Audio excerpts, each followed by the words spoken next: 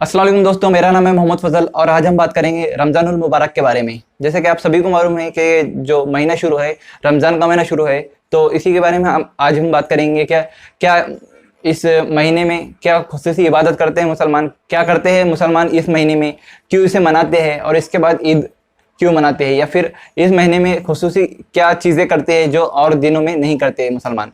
तो जानेंगे हम इस वीडियो में, तो आइए देखते हैं। सबसे पहले करते हैं कि इस महीने को इसको रमज़ान ही क्यों कहते हैं। तो इसको रमज़ान इसलिए कहा जाता है क्योंकि एक अरबिक महीने का नाम है। ये जो है रमज़ान है अरबिक महीने का। जैसे हम इंग्लिश में एक जो हमारे जो इंग्लिश में मंथ होते हैं, जनवरी फरवरी मार्च, ये जो आप देख रहे हैं इंग्लिश मंथ, वैसे ही ये अरबिक मंथ होते हैं, जिसमें एक मंथ आता है जो है कि रमज़ानुल मुबारक के नाम से, रमज़ान के नाम से मंथ आता है, उसे हम रमज़ान कहते हैं। तो ये स्टार्ट होता है चांद देखकर। जैसे उसका पहले वाला जो मंथ होता है वो खत्म होता है, तो अगले मंथ में एक चांद देखकर ये रोजे जो रमजान है स्टार्ट होता है। तो अगर हमको चांद दिख जाता है तो हम उसके अगले दिन से रोजे रखना यानी फास्टिंग करना स्टार्ट करते हैं। और ये चांद देखकर ही जो रमजान मुबारक, जो रमजान का मंथ है, ये चांद देखकर ही रमजान का मंथ खत्म होता है। यानी ये जो ड्यूरेशन है इसका मंथ का 29 या 30 होता है। अगर ये 29 या 30 रोजे मुकम्मल करते हैं, उसके बाद 29 तारीख को अगर चांद दिख गया तो 30 को ईद होती है, या 30 तारीख को चांद दिख गया तो 31 को ईद होती है। तो ये डिपेंड करता है चांद पर। उसके बाद हम रोजा जो रखते हैं, तो सुबह से रोजे के दौरान सनराइज से लेकर सनसेट तक हमारा रोजा होता है, यानी कि फास्टिंग होते है, उपवास होता है। तो हम इस दौरान कुछ भी खाते पीते नहीं है। इस दौरान कुछ भी खाना पीना ये सब मना होता है, इवन पानी भी नहीं पी सकते इस रोजे के दौरान। हमें एक रोजा रखने के लिए ताकत होना जरूरी है, मतलब बॉडी को थोड़ी सी ताकत मिलने के लिए हम उसके लिए थोड़ा सा सुबह उठकर 4 बजे के आसपास हम खाते हैं, उसको हम सहरी कहते हैं, सहर कहते हैं। तो मुसलमान जितने भी रोजे रखते हैं तो वो सुबह 4 बजे उठते हैं, उसके दौरान जो भी ज़रूरत के मुताबिक खाते हैं ताकि दिन भर हमारे को उसके लिए एनर्जी मिल सके। उसके बाद 5 टाइम की नमाज होती है, मतलब साल भर 5 टाइम की नमाज होती है, लेकिन इस दौरान एक एक्स्ट्रा की नमाज होती है जो कि ईशा के बाद होती है। पहले हम उठते हैं सुबह 4 बजे, उसके बाद हम थोड़ा सा खा लेते हैं। और सहरी के बाद, ये सहर बोले तो सुबह का उठने, मतलब अरबिक वर्ड है सहर, ये सुबह उठकर खाना, उसको सहर बोलते हैं। तो हम सहरी करते हैं, उसके बाद फजर पढ़ते हैं। देन उसके बाद 2 बजे के आसपास जोहर होती है, 5 बजे के आसपास असर होती है। फिर उसके बाद सनसेट के बाद, यानी कि सूरज जब गुरूब हो जाता है, जब सूरज डूब जाता है, उसके बाद मगरिब होती है। उसी टाइम हम रोज़ा खोलते हैं, उपवास खोलते हैं, हम अफ्तारी कहते हैं। अफ्तारी जो है तो अफ्तारी में फल फ्रूट वगैरह होती है, लेकिन हम फल फ्रूट जो भी जूस वगैरह शरबत होते हैं इसमें, जैसा कि आपको पता होगा। लेकिन हम जो अफ्तारी करते हैं यानी रोज़ा खोलते हैं, उपवास खोलते हैं, तो डेट्स यानी खजूर से रोज़ा खोलना होता है, क्योंकि सुन्नत है। और क्योंकि खजूर में बहुत ही शिफा यानी शिफा है और बहुत ही प्रोटीन है उसके अंदर। खजूर में ताकत प्रोटीन होती है बहुत सारी, इसलिए, और सुन्नत भी है उससे रोज़ा खोलना, तो इसलिए हम सभी लोग खजूर से रोज़ा खोलते हैं। खजूर खाते हैं, खजूर के बाद आपको जो भी खाना पीना है वो खा सकते हैं। उसके बाद आप रात भर आप खा पी सकते हैं, रात के 4 बजे तक, यानी कि सहर तक। उसके बाद मगरिब की नमाज होती है, जैसे कि अफ्तारी के बाद सब लोग मगरिब की नमाज पढ़ते हैं और उसके फिर थोड़ा आराम वगैरह करते हैं। उसके बाद ईशा होती है, और ईशा जनरली 5 टाइम की नमाज होती है साल भर, लेकिन खुसूसी रमज़ान में एक्स्ट्रा की नमाज होती है, जिसे हम तरावी कहते हैं। तो सभी मुसलमान तरावी के एहतमाम करते हैं, तरावी अदा करते हैं। तो ये ईशा के बाद होती है, 20 रकात तरावी होती है, जो कि ये एक्स्ट्रा की होती है रमज़ान मुबारक में, जिसमें कुरान पढ़ा जाता है। उसके बाद समझने की कोशिश करते हैं कि इसमें क्या बताया गया है कुरान में। तो इस दौरान कुरान को भी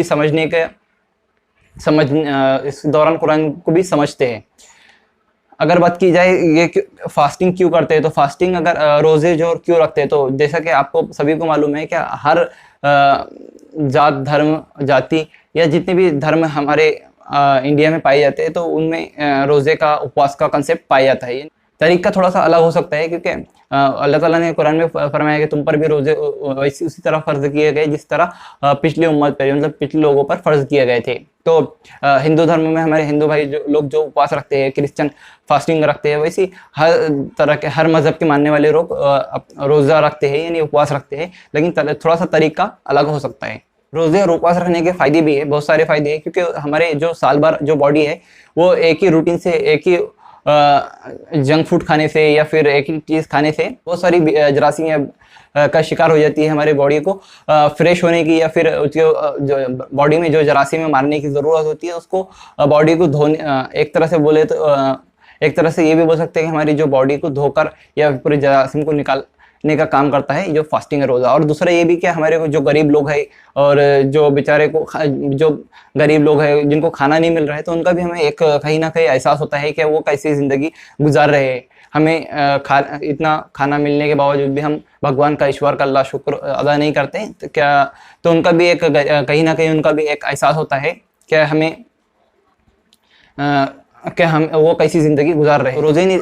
जो रोज़े नहीं रख सकते उनको लिए फिदिया है, मतलब किसी मिस्किन को यानी गरीब को खाना खिलाना होगा। उनको एक रोज़े के बदले एक मिस्किन यानी एक शख्स को, एक गरीब को, इंसान को खाना खिलाना होगा उसके एक रोज़े के बदले। अगर आपने जितने भी रोज़े छोड़े हैं बगैर उज़्र के, बगैर प्रॉब्लम्स के, तो आपको एक रोज़े के बदले आपको एक इंसान को, गरीब इंसान को जो ज़रूरतमंद है उसको खाना खिलाना होगा।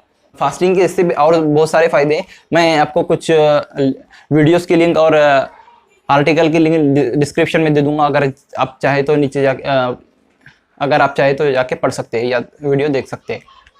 इसके अलावा जो हमारे को गरीबों का एहसास होता है तो इस रमज़ानुल मुबारक में मुसलमान एक और दूसरा ये भी काम करते हैं कि वो ज़कात निकालते हैं। ज़कात क्या है? ज़कात जितना भी हमने साल भर में कमाया है उसका, सपोज करो अगर आपने 1 लाख रुपए आपके पास है और उस पर 1 साल गुजर गया, यानी आपने बैंक में या आपके घर पर 1 लाख रुपए रखे हुए हैं और उसमें आपने यूज़ नहीं किया, वो 1 साल से पड़े हुए हैं, मतलब रखे हुए हैं चाहे बैंक में या घर पर या किसी भी जगह, और आपने यूज़ नहीं किया तो उस पर 2.5% 2.5% आपको ज़कात देनी होती है। मतलब एग्जाम्पल के जरिए समझा रहा हूँ, तो आपको 2.5% आपको ज़कात देनी होती है।